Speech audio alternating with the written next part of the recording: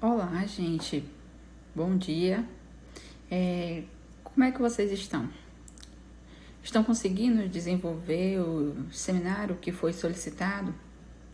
Lembrem-se da apresentação que será dia 15/6, viu? Mas vocês estão conseguindo se juntar para fazer essa atividade? Legal. Para a nossa frequência de hoje, tá faltando alguém? Ok, gente, somente Ana Clara, né? Os queridos alunos do primeiro ano, mais uma aula, tá? Pra gente aqui ter conhecimentos de alguns assuntos. Gente, eu sei que não tá sendo fácil, mas temos que desenvolver esse seminário que conta ponto para vocês, tá? Vocês estão tendo dificuldades, né, por conta do colega que mora na vicinal. Entendi. Bom, o que eu posso fazer é deixar 30 minutos de aulas para vocês fazer um planejamento do seminário de vocês, só que vocês têm que realmente desenvolver essa atividade, tá, gente? Nada de conversinha em sala de aula, tá bom? Aí vocês depois, vocês podem estar indo lá na biblioteca, né? Eu vou estar disponibilizando um tempo para vocês fazerem essa pesquisa, tá bom? Então, gente, como não podemos parar com nossos conteúdos, vamos falar hoje de 3 grandes filósofos que marcaram a história da filosofia, tá? E explicar um pouco, assim, a trajetória de cada um deles, tá? O primeiro que nós vamos falar hoje é sobre Sócrates.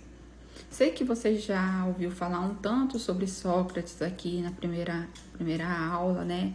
Mas o objetivo é esse mesmo, é internalizar esses conteúdos em suas mentes. Fazer assim que vocês se familiarizem cada vez mais com essa disciplina filosofia, né? Então vamos lá, ao nosso primeiro filósofo, tá bom? Nosso primeiro filósofo é o Sócrates, né? Alguém aqui quer explicar um pouco sobre Sócrates?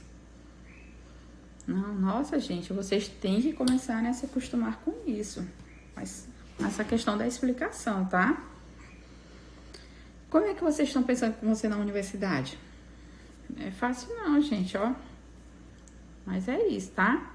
Vamos começar, o lugar de aprender é aqui, tá bom? Então, vamos lá aos conteúdos, né? Vamos conhecer, então, esses filósofos. Sócrates, ele foi um filósofo grego que revolucionou o pensamento ocidental.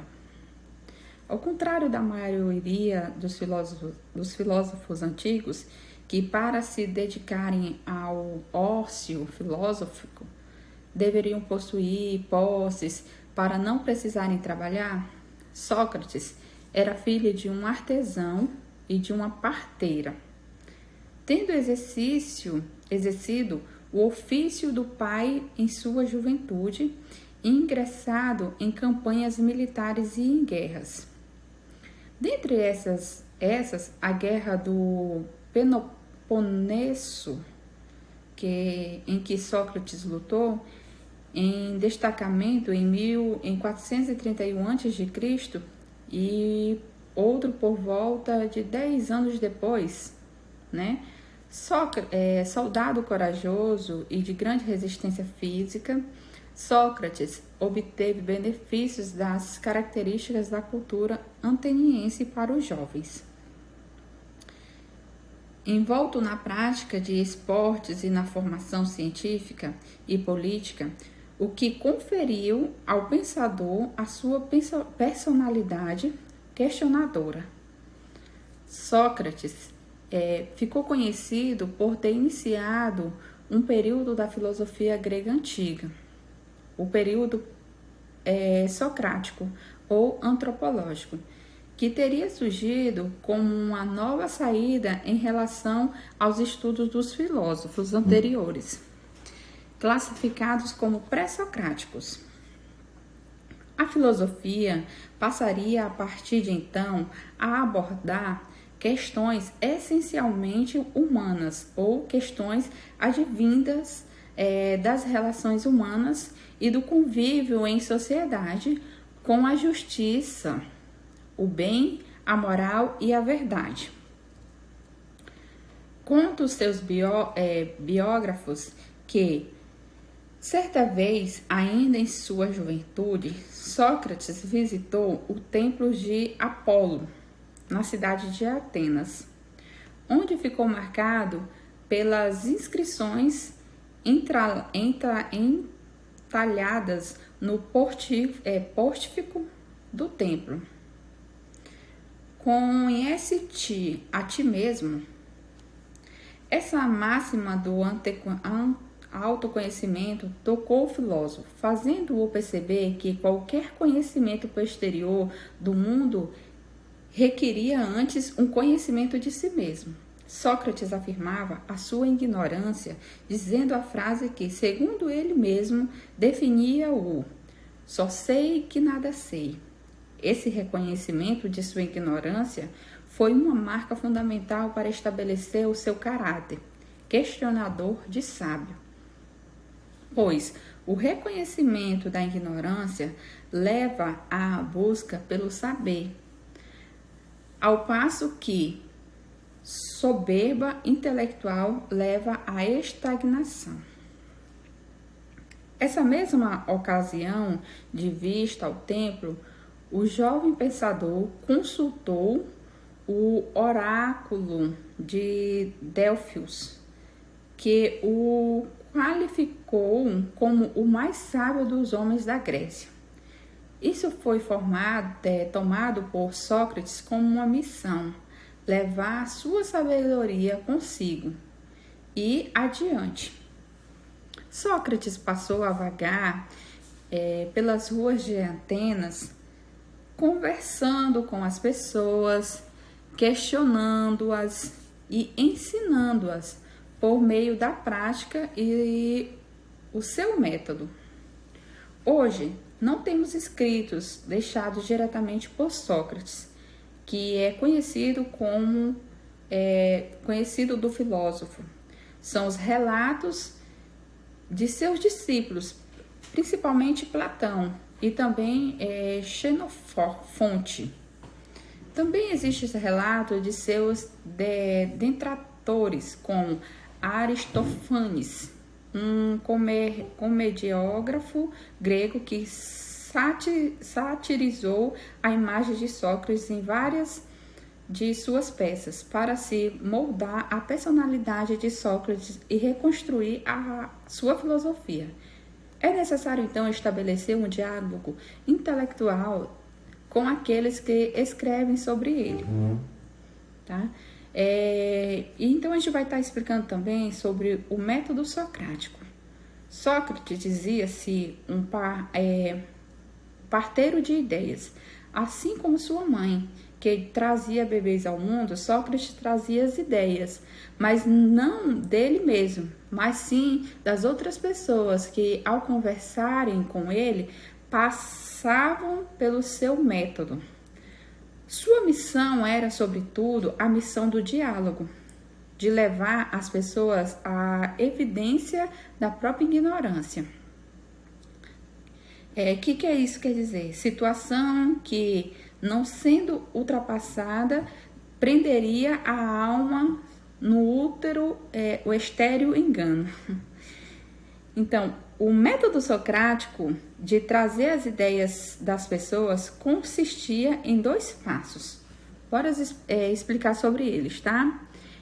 O primeiro deles era a maiêutica, uma ferramenta retórica, argumentativa, que consistia em sucessivas perguntas sobre a existência de algo, sobre o que é algo. A segunda é a ironia. A resposta em tom irônico, dada ao intelector, servia para desconcertá-lo e mostrá-lo que o conhecimento que ele julgava ter estava, na verdade, incorreto. Então, esses eram os 2 métodos de Sócrates, tá, gente? O método socrático conferiu ao filósofo o êxito de sua missão, levar sua sabedoria ao povo ateniense. Ele foi um dos primeiros a tornar a questão pela essência das coisas assuntos filósofos e lutando contra o relativismo sofístico. Falou da necessidade de se defrontar não com as opiniões, mas com a verdade. Sócrates e a Atenas. Clássica, tá? Sócrates nasceu em uma época de ouro em Atenas, tendo vivido as heranças de Solon e Péricles, a democracia grega e o florescimento cultural e político que tanto ficou conhecido pela posterioridade. Nessa época, a atividade filosófica grega já tinha sido iniciada há alguns anos. Sofistas como Protágoras e Gorgias já prestavam seu serviço aos jovens atenienses e a política era assunto de todo cidadão grego. O sistema político permitia que todos os cidadãos pudessem legislar e participar do judiciário como membros do júri, o que necessitava de preparo. Sócrates foi um homem que teve destaque por ter buscado esse preparo, grande entendedor de política, de filosofia e da sociedade. O pensador beneficiou-se de cada aspecto que a cultura de sua época poderia fornecer ao cidadão. Como soldado, também serviu com coragem ímpar as campanhas em que participou, mas a mesma coragem em campo de batalha aparecia em suas imagens na vida pessoal, o que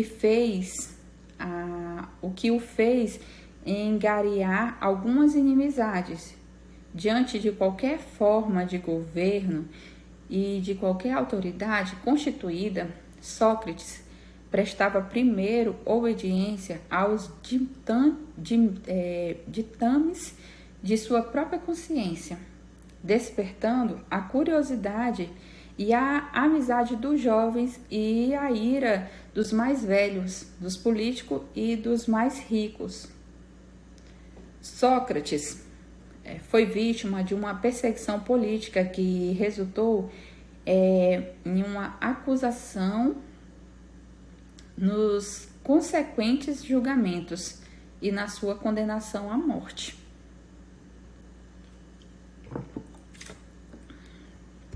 Beleza, gente. Vamos também saber como ocorreu a morte desse grande filósofo, tá bom? Beleza. Beber água, né, gente? Isso é muito importante. Então, vamos lá. A morte de Sócrates. Após gerar incômodos e burburinhos entre pessoas influentes em Atenas, Sócrates recebeu uma acusação que partiu principalmente do poeta Meleto e do político e orador Atinos. A acusação era grave: não reconhecer os deuses do Estado, introduzir novas divindades e corromper a juventude. Isso significava que o pensador, já passando dos 60 anos de idade, seria julgado por um júri composto por outros cidadãos da polis. A sua pena seria definida a partir do julgamento. Os relatos do julgamento de Sócrates podem ser conferidos nos diálogos de Platão, Apologia de Sócrates e também em Defesa de Sócrates, também discípulos do pensador Xenofonte. Nos anos de 399 a.C., o Tribunal dos Eliastas, constituído por cidadãos provenientes de 10 tribos, que compunha a população de Atenas e escolhidos por meio de uma tiragem de sorte, reuniram-se com 500 ou 551 membros. Difícil tarefa aguardada aos juízes, né? Julgar Sócrates, conhecida, mas controvida figura, cidadão admirado e por alguns, particularmente pelos jovens, era entretanto cidadão criticado e combatido por outros que nele viam uma ameaça para as tradições da poli e um elemento pernicioso à juventude. O trecho citado acima reforça a tese de que Sócrates foi julgado e condenado por não se deixar levar pela ordem estabelecida, mas sempre questionar o conhecimento tido como correto. No tribunal em que o filósofo foi julgado, a defesa ficava por conta do réu, ao contrário do que muitos réus faziam na época. Sócrates não lançou apelos misericordiosos, utilizando sua posição social, sua família e seus filhos como meio de comover os membros dos júris. Essa prática é vista pelos direitos hoje como uma tática falaciosa. Trata-se do argumentum misericordium, ou apelo para a misericórdia, que não apresenta uma estrutura lógica, argumentativa, mas tenta vencer pela emoção. Sócrates recusou tecer esse tipo de defesa por considerar que um apelo à misericórdia seria quase que uma aceitação da denúncia.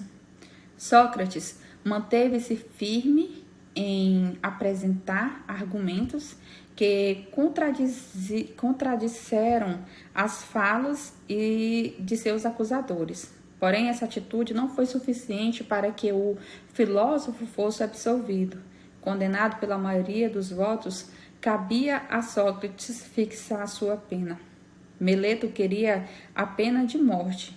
O exílio, que seria também um exílio político, vida de Sócrates não queria para ele. Também foi coagitado. Amigos sugeriram para ele o pagamento de uma multa. Sócrates, porém, não aceitou nem o exílio e nem a multa, pois sua consciência consideraria esse ato uma espécie de aceitação da culpa que ele julgava não carregar. Ficou definido, então, que sua pena seria a morte. Após a condenação e a sentença, Sócrates proferiu as seguintes palavras: cidadãos, tanto aqueles que detrem-vos induzistes as testemunhas a perjurarem, levantando falso testemunho contra mim, quanto os que vos deixastes subordinar, deveis de força sentir-vos culpados de grande impiedade e injustiça. Mas eu, porque haveria de crer-me emperecnecido, se nada se comprovou do que se mencionou, Caimão. Jamais ofereci sacrifícios a outras divindades. Quanto aos jovens, seria corrompê-los, habituá-los à paciência e à frugalidade, atos contra os quais a lei pronunciam a morte como profanação dos templos.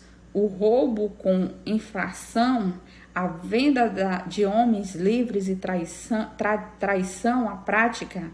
Meus próprios acusadores não ousam dizer que os haja cometido.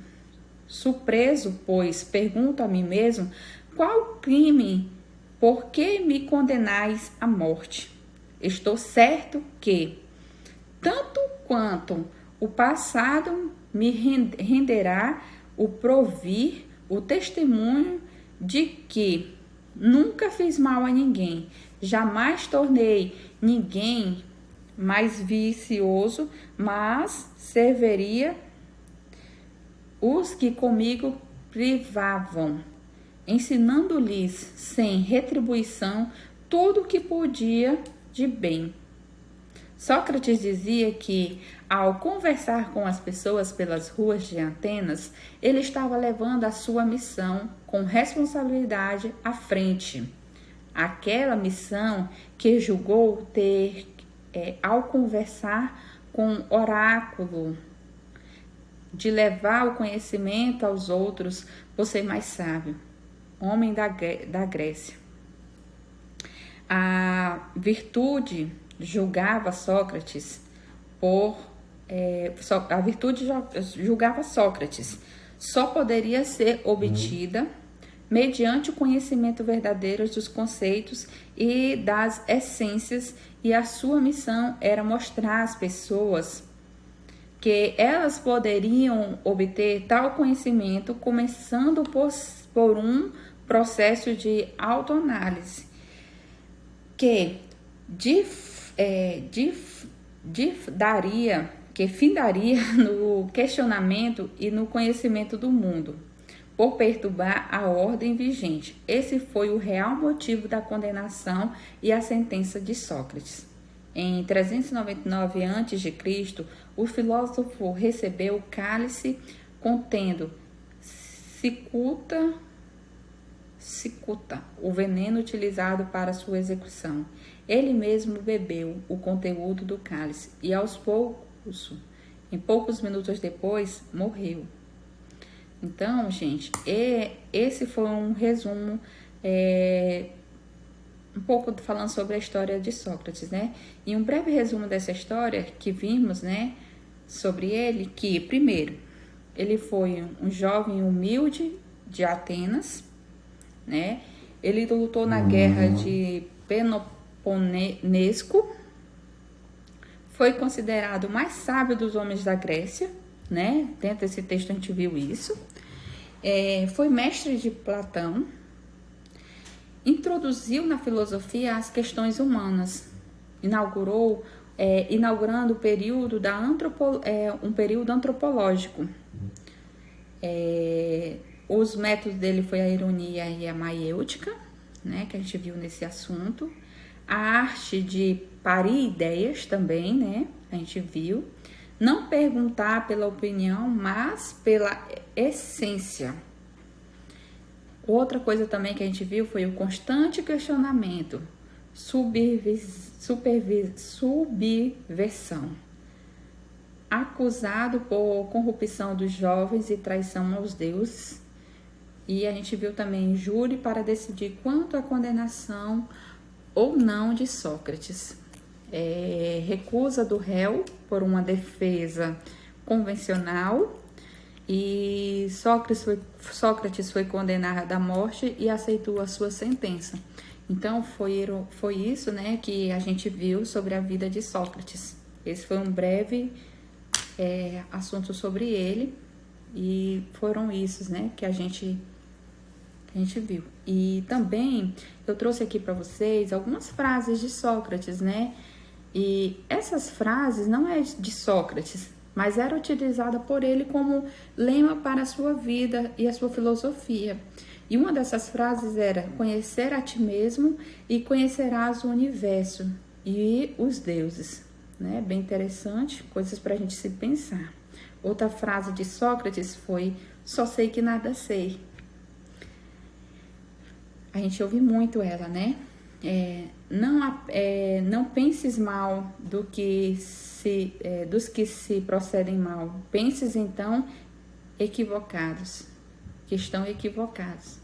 Em cada um de nós há dois princípios que nos dirigem e governam, cuja orientação que seguimos, onde quer que eles podem levar, sendo um desejo inato de prazer, o outro um julgamento adquirido que aspira à excelência. A admiração e o sentimento de um filósofo e a filosofia começa pela admiração. Essas foram algumas frases que Sócrates utilizou. Gente, eu vou beber água. Olha aí, gente, vocês bebem água também, viu? Lembre-se, cada um com as suas garrafinhas, viu? Até aqui compreendido, gente, sobre Sócrates? Beleza. Então, vamos para o nosso próximo filósofo, tá? E o nosso próximo filósofo, ele é Platão. Isso mesmo, gente. Platão, discípulo de Sócrates. Platão foi um discípulo de Sócrates e um dos mais importantes filósofos da Grécia Antiga. No período antropológico, indicado a partir das ideias socráticas, Platão destacou-se por ter lançado a sua teoria idealista e por ter deixado escrita a maioria dos textos conhecidos hoje sobre Sócrates.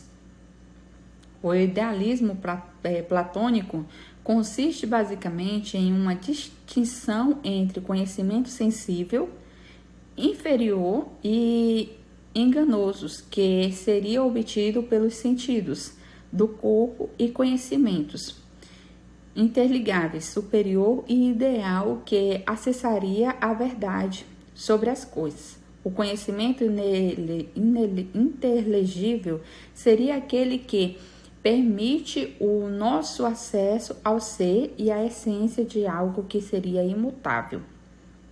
Ao contrário da aparência, que pode nos enganar, o conhecimento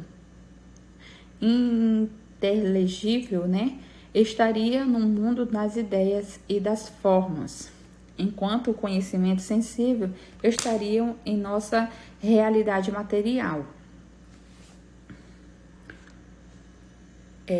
O mundo das ideias ou das formas, que devem ser escrito com letras maiúsculas, seria a realidade intelectual verdadeira, eterna e imutável, que pode ser acessada apenas por meio da capacidade racional do ser humano. Nessa instância estariam as essências das coisas, os conhecimentos, as ideias fixas e imutáveis de que descrevem essencialmente cada ser objeto existente.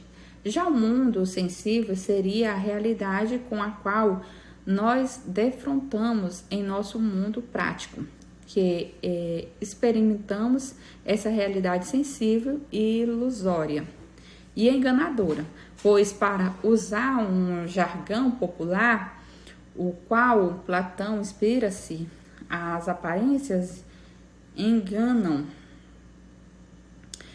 Vamos ir mais a fundo e conhecer mais esse filósofo, Então, vamos falar sobre... Deixa eu ver aqui, gente. Tá. Vamos falar sobre a biografia de Platão, tá? Vamos ter mais esse conteúdo para a gente ficar mais a par. Platão chamava-se Aristóteles, nascido em Atenas no ano de 1428 a.C. e falecido em 348 a.C. O apelido de Platão foi conferido ao filósofo em sua juventude por causa dos seus atributos físicos, por ser um homem forte de ombros largos. A palavra correspondente em grego, Platón, significa omoplatas, largas, costas largas, membros grandes, vamos assim dizer. Platão era filho de uma família influente politicamente na Grécia. Platão era descendente de Solon, um dos legisladores e estadistas de maior destaque da política ateniense. Por pertencer a uma família que possuía bens materiais, Platão pôde dedicar-se aos estudos de filosofia. Em 409 a.C. a 404 a.C., Platão lutou na guerra de acho que é isso, gente, perdão, período final das batalhas entre Atenas e Esparta, tendo sido derrotado. Esparta derrotou Atenas. Platão vivenciou o período denominado Tirania dos 30, quando o regime democrático ateniense deu lugar à tirania oligárquicas dos modelos espartanos. Platão conheceu o filósofo Sócrates, pensador que foi o seu mestre iniciador na filosofia, mentor intelectual e amigo em Atenas. A influência de Sócrates sobre Platão é tão grande que a maioria dos textos deixados por Platão é feita de diálogos que Sócrates é o personagem principal. Então, em 1388 a.C., 11 anos após a morte de Sócrates, Platão fundou a sua própria escola filosófica, a Academia. Por ser ateniense, o filósofo tinha direitos civis garantidos e podia adquirir terrenos na cidade. Ele escolheu um terreno no interior do Parque Academia, dedicado ao herói grego Academos, um lugar onde os jovens reuniram-se para discutir política e praticar exercícios físicos. A academia era uma espécie de retiro, aquilo tranquilo e politicamente efervescente dentro da cidade, tendo uma vasta área verde e 2 templos, tá, gente? As principais ideias de Platão, né? Uma delas é a dialética platônica de inspiração permediana, era uma técnica de extração, uma conclusão, síntese, né? Como base de 2 ideias opostas, tese e antítese, né? Outra é o idealismo. O idealismo platônico é o que há de mais marcante em sua obra, com base na noção de que o conhecimento das ideias ou formas puras, imutáveis e perfeitas é o conhecimento único, verdadeiro, obtido pelo intelector. O filósofo afirmou que nosso conhecimento sobre a matéria é enganoso. Aquilo que conhecemos por meio de nossos sentidos corpóreos são meras ilusões causadas por nossos órgãos do sentido. Portanto, são conhecimentos inferiores. O conhecimento ideal estaria, segundo o filósofo grego, no mundo das ideias, instâncias metafísica, racional, que só poderia ser alcançada por nosso intelecto, né? Hoje utilizamos a expressão amor platônico, que se refere a um tipo de amor que nunca se concretiza, ou seja, é ideal.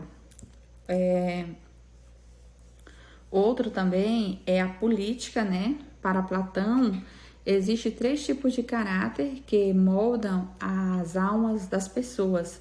Cada tipo, em sua teoria política, deveria ocupar seu respectivo cargo na sociedade a fim de formar uma organização perfeita na polis, né? Temos aí também o que é essa organização perfeita na polis? Caráter incorruptível, mais ligado à liberdade e aos desejos, é o caráter de pessoas mais afeitas ao trabalho manual e artesanal. Caráter irascível, por serem dominadas por impulsos de raiva, essas pessoas estariam aptas ao serviço militar. O caráter racional Esse tipo de caráter estaria para Platão mais próximo da racionalidade e concomitantemente da justiça, que o conferiria às pessoas que têm a capacidade de governar, ou seja, de atuar na política. As suas principais obras, né, as principais obras de Platão, a maior parte dos escritos de Platão é composta, né, pelos diálogos socráticos, e em que seu mestre Sócrates é a figura central. Em geral, os diálogos falam sobre um determinado tema, mas sem grandes delimitações ou especificações, podendo falar sobre outros assuntos. Temos conhecimento, né, hoje, de 35 diálogos deixados por Platão. E alguns deles são tidos como os principais, né? Características gerais aí. A Apologia de Sócrates, escrita após a morte de Sócrates. O texto narra nos últimos momentos do mestre de Platão, quando foi executado a corrupção da juventude de Atenas, julgado e condenado à morte. Outro deles é Laques, ou da Coragem, né? Que é um livro que traz uma nova concepção de coragem ao cidadão grego, antes habituado à concepção heróica relacionada a Aquiles e Ulisses, por exemplo. Agora, a concepção de heroísmo ganha uma conotação de ação moralmente equilibrada e justa. Hípias Menor, diálogo em que são tratadas as noções de verdade e mentira, né? Temos também que é a Hípias Maior. Nesse texto, Platão expõe as suas concepções sobre o belo e as artes. Górgias, um livro que fala sobre a retórica, tomando como intelectores principais Sócrates e os sofista Górgias. Temos aí o Fêdon, diálogo em que Platão expõe a sua concepção de alma, que é reencarnação e assuntos em relação à constituição metafísica do homem. Temos também o Banquete. Nesse livro, Platão utiliza a figura de Sócrates para falar sobre o bem e o mal, o bem e o maior ideal. Sendo assim, temos aí a relação entre Platão, Sócrates e Aristóteles. Vamos já falar sobre Aristóteles, tá, gente? É o nosso terceiro filósofo para concluir. Então, Platão foi discípulo de Sócrates, a ideia socrática era marcaram a trajetória intelectual de Platão, que por sua vez foi mestre de Aristóteles. Aristóteles foi fortemente influenciado por Platão, mas não se manteve na mesma linha de pensamento de seu mestre, tendo modificado e discordado de muitas teorias platônicas, tá? E temos aí também, que eu posso falar para vocês, sobre A República, que é um lindo livro, que eu super indico para quem quiser conhecer mais sobre ele, né? É um livro muito bom de leitura, tá? A República, ela foi escrita mais ou menos por volta de 380 a.C. A obra é dividida em 10 livros, todos escritos na forma de diálogo, em que Sócrates ocupa o lugar de personagem principal por meio desses diálogos. Platão apresenta suas teses sobre a política e o que ele considera como justiça, enquanto conceito puro, eterno e mutável, né? Sócrates partiu em busca do entendimento do conceito de justiça para achar o modo perfeito de governar, por apresentar um modo perfeito de governo, baseado no idealismo, né? República, né? O livro pode ser considerada a primeira utopia política do Ocidente. Uma das mais comentadas personagens dessa obra está localizada no livro 7, no qual Platão apresenta a sua tão comentada alegoria da caverna, diálogo em que Sócrates apresenta aos intelectores uma história alegórica para explicar a superioridade do conhecimento advindo do mundo das ideias e do raciocínio intelectual. Tá, gente? Então, fazendo aqui um breve resumo, né, do que a gente viu da vida de Platão. Então, Platão, ele foi um jovem ateniense de família aristocrática, praticamente notável de esportes e interessado por política. Platão, ele foi discípulo de Sócrates, escreveu os diálogos socráticos e as principais fontes de conhecimento sobre os pensamentos de seu professor. Fundou a Academia, instituição de ensino de filosofia e política para os jovens atenienses. Escreveu a República, primeira grande utopia política ocidental. É um livro muito bom de ler, tá? Fundou o idealismo, doutrina filosófica, que atribuiu ao conhecimento meramente racional e às ideias a centralidade na busca pela verdade sem possibilidade de erro. Então, fazendo um breve resumo de Platão, é isso. Vocês entenderam até aqui um pouco? Ok. Vamos para o nosso terceiro, né, e o derradeiro filósofo da aula de hoje, tá? E nós vamos falar sobre Aristóteles. Quem era Aristóteles, né? Aristóteles operou significativas mudanças na filosofia antiga, produzida na região da Grécia.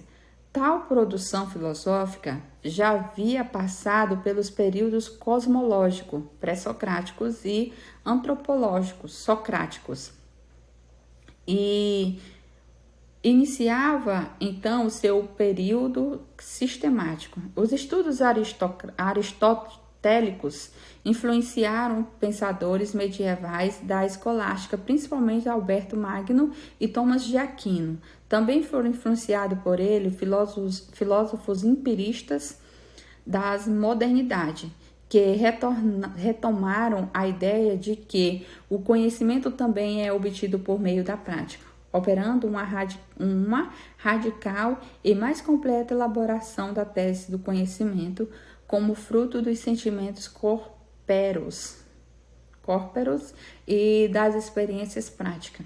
Aristóteles também estudou lógicas, metafísica, política, ética, ciências naturais, tendo escritos tratados sobre biologia e física, retórica e estética.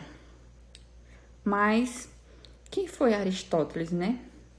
Aristóteles nasceu na cidade de Estagira, na Macedônia, em 384 a.C. Foi um dos 3 grandes filósofos da Grécia Antiga, tendo convivido e estudado com Platão. Sabe-se que em sua juventude teve uma sólida formação em ciências, o que influenciou bastante a sua produção filosófica.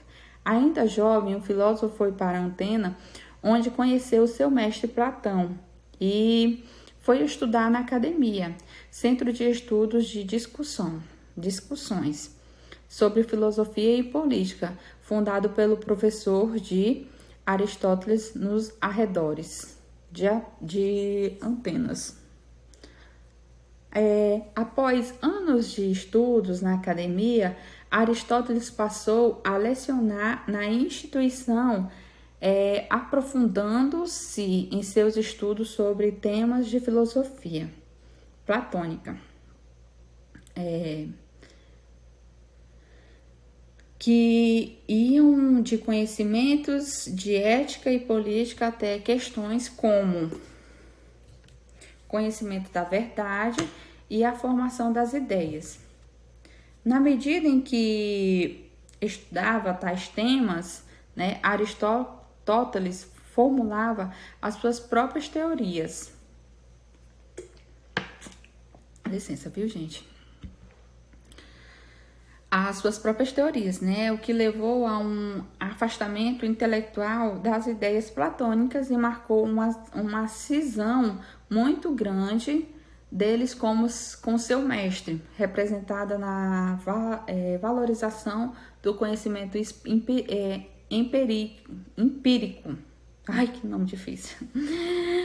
Contam suas biografias que, na ocasião da morte de Platão, Aristóteles, que já lecionava há muito tempo na academia, esperava um cargo de gestão na instituição de ensino. Ao não receber esse cargo, o pensador desligou-se da academia e partiu de Atenas para a cidade de Ateneus, na Ásia Menor, tornando-se consultor e conselheiro político entre os anos de 347 e 343 a.C. Nesse último ano, ele resolveu retornar à Macedônia e, na ocasião, torna-se preceptor de Alexandre, herdeiro do Império Macedônico. Em 335 anos antes de Cristo, na ocasião da posse de Alexandre como imperador, devido à morte de seu pai, Aristóteles seguiu de volta para Atenas e fundou um local próprio na academia, o seu liceu, um centro de estudos de filosofia e esporte para os jovens atenienses, né? E as principais ideias de Platão foram a sistematização. Antes de Aristóteles, os estudos de filosofia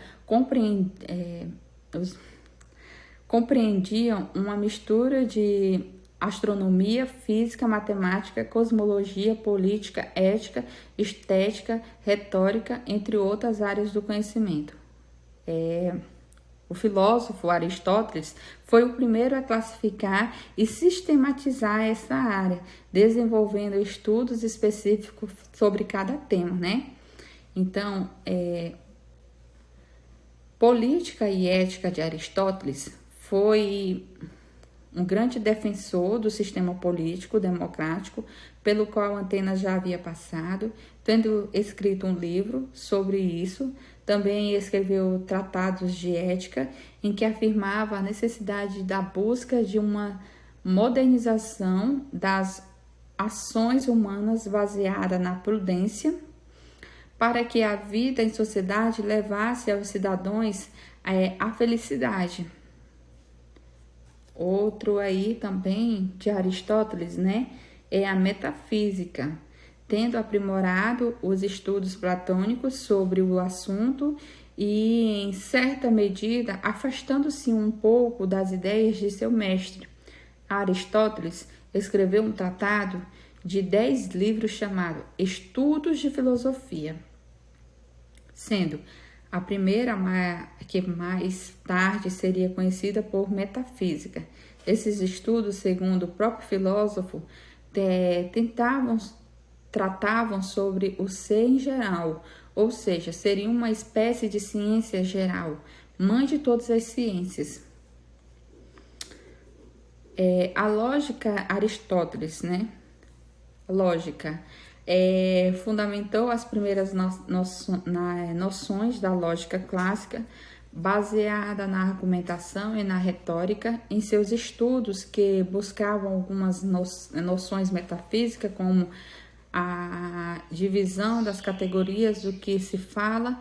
Ele buscou uma forma de linguagem que fosse formalmente válida e que buscasse argumentos que fossem fundamentados em primícias. Surgiu aí a noção de silogismo, empirismo, né, também. Aristóteles, sendo o primeiro filósofo a fundamentar a necessidade do conhecimento prático, advindo da observação e da atenção dos sentidos do corpo, Aristóteles deixou seu legado intelectual e o conhecimento empírico, que mais tarde ressoaria na filosofia escolástica e na filosofia moderna, chamando a atenção dos pensadores para o entendimento dos efeitos do mundo com base em suas causas. Isso apresentou um afastamento do modelo de conhecimento platônico, baseado na busca intelectual pelas ideias que seria pura, eterna e imutável. Platão considerava que o conhecimento advindo dos sentidos seria imperfeito e enganador. Na pintura é apresentada, né, que a gente pode ver depois, né, como vou estar mostrando para vocês, mostra essa discordância entre os dois pensadores ao compor uma cena com Platão, apontando para cima como quem aponta para o mundo das ideias, e Aristóteles com a mão espalmada para o chão, como quem defende que o conhecimento está aqui no mundo material. Então, eu posso estar trazendo para vocês também essa imagem, tá, gente? Para vocês estar vendo.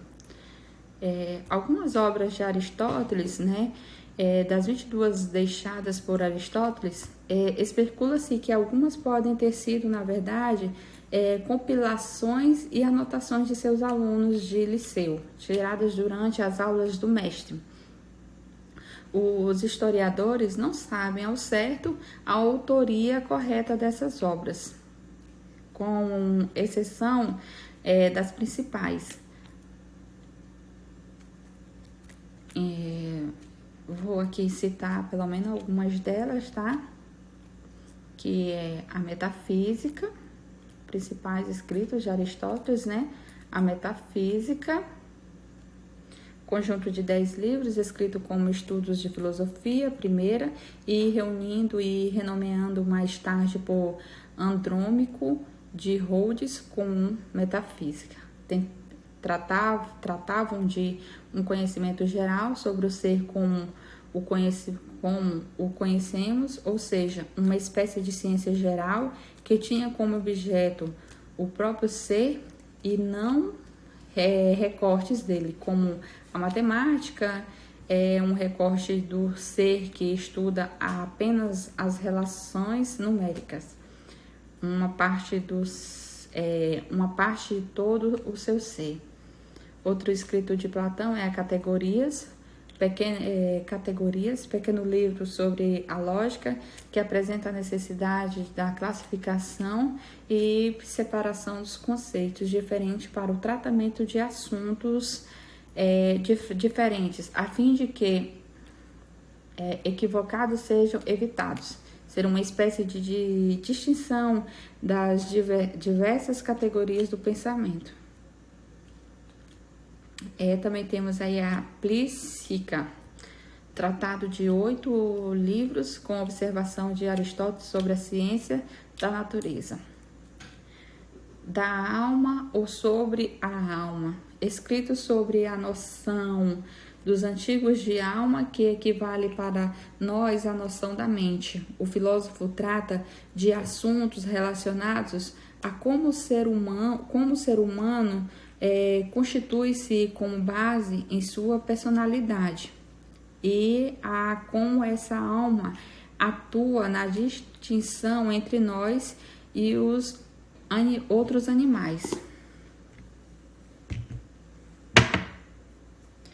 Vocês me dão licença, gente, tá? Que eu vou beber uma água, tá? Só um minutinho, tá bom?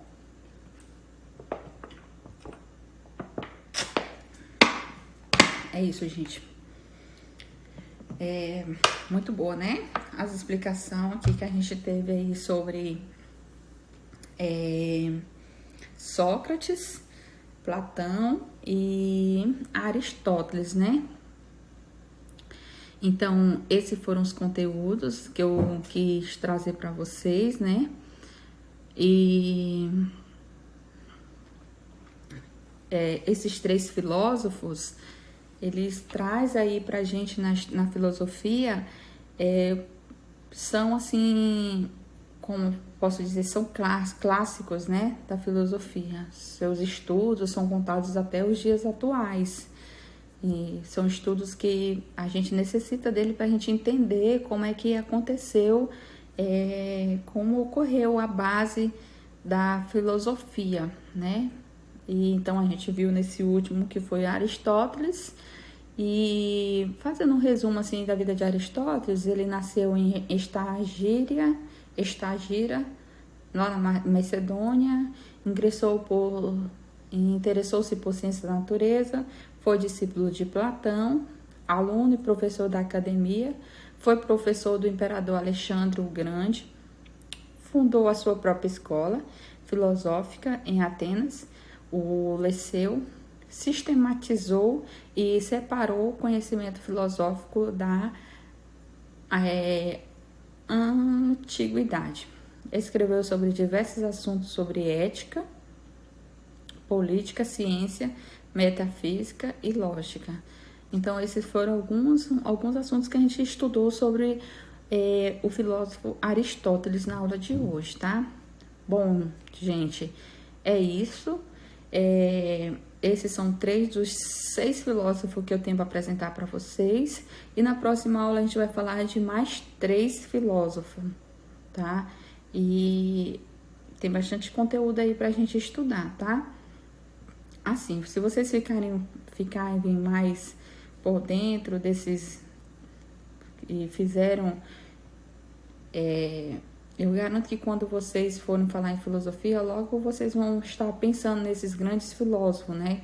Grandes homens que deixaram assim um legado deles para essa disciplina de filosofia, tá? Então é importante por conta disso, internalizar, tá bom?